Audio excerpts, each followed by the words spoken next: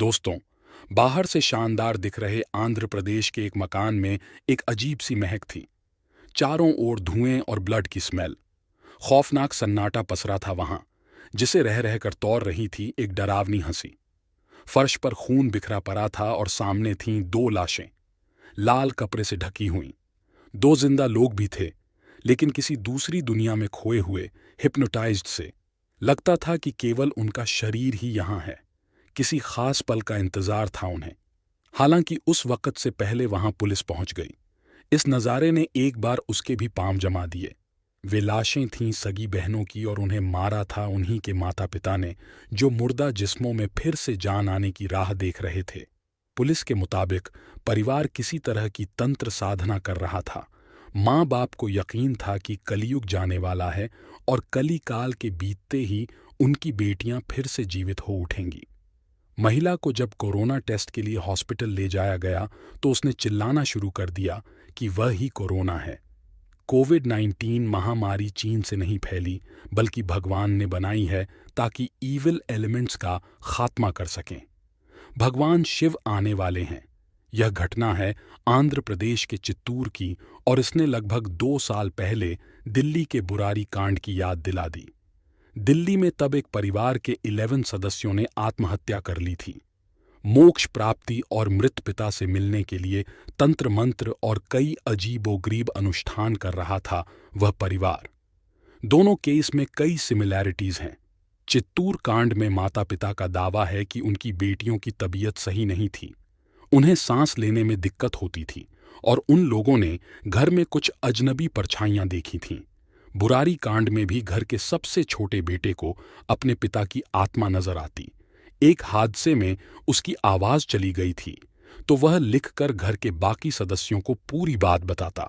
दोनों परिवारों को भरोसा था मोक्ष और मौत के बाद वापस दुनिया में लौट आने का।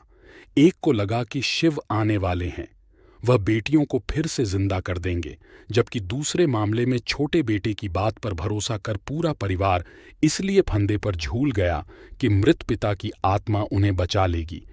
मौत को छूकर जब वह वापस लौटेंगे तो कुछ हासिल किया होगा उन्होंने। साइकोलॉजी में एक टर्म है शेयर्ड डिल्यूजनल डिसऑर्डर। इसे भी एक इन्फेक्शियस डिजीज जैसा ही मानिए। एक से दूसरे शख्स को अपने कब्जे में लेता है, भ्रम का जाल फैलाता बढ़ता जाता है। जो नहीं है वह भी दिखने लगता है। आशंका है कि चित्तूर का परिवार भी इसी मानसिक रोग की चपेट में होगा।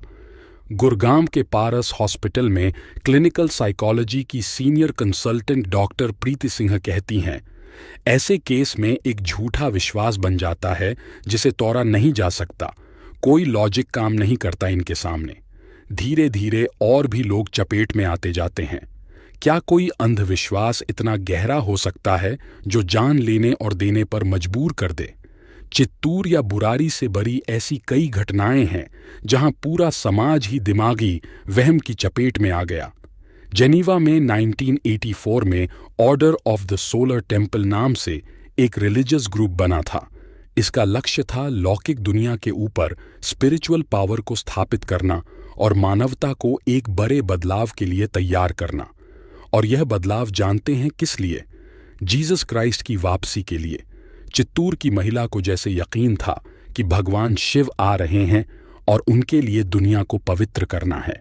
चित्तूर केस में पता चला है कि पिता पुरुषोत्तम नायडू एक गवर्नमेंट डिग्री कॉलेज में वाइस प्रिंसिपल थे और मां पद्मजा एक प्राइवेट इंस्टीट्यूट में प्रिंसिपल।